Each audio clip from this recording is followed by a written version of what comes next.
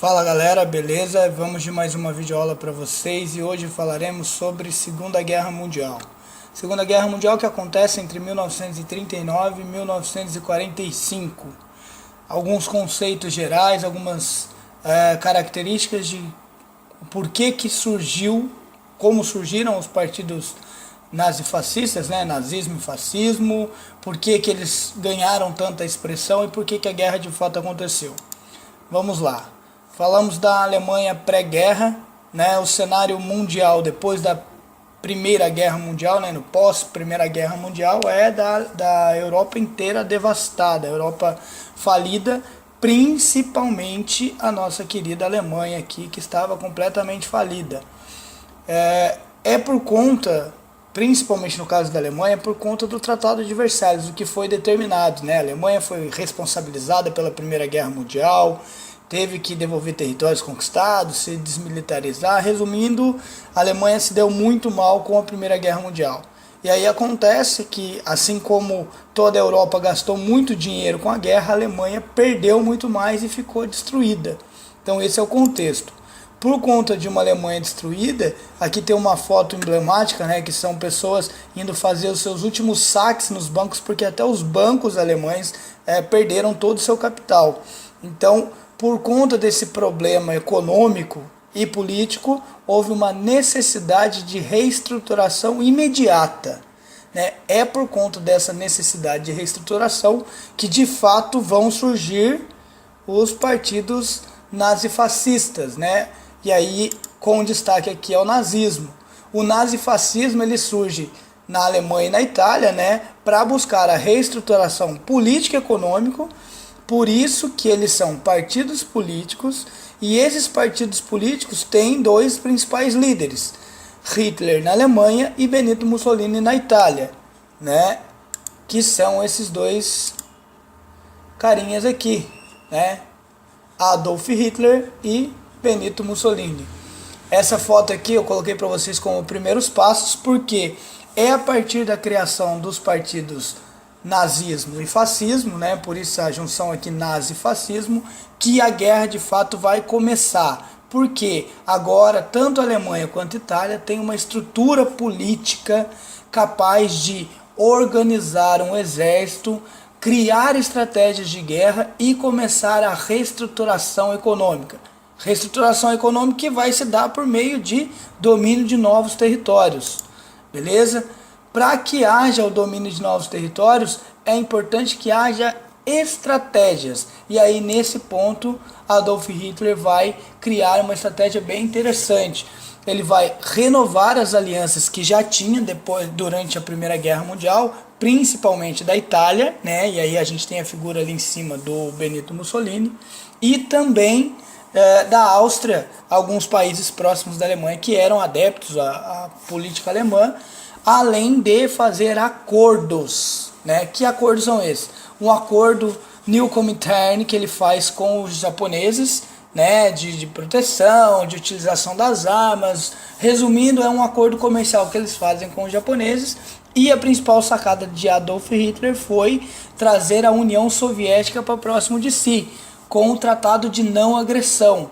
Por que era importante para Hitler ter a União Soviética do seu lado? Porque a União Soviética está ganhando muita força na Europa e na Ásia, né? Depois da Revolução Russa, a União Soviética é uma potência em grande desenvolvimento.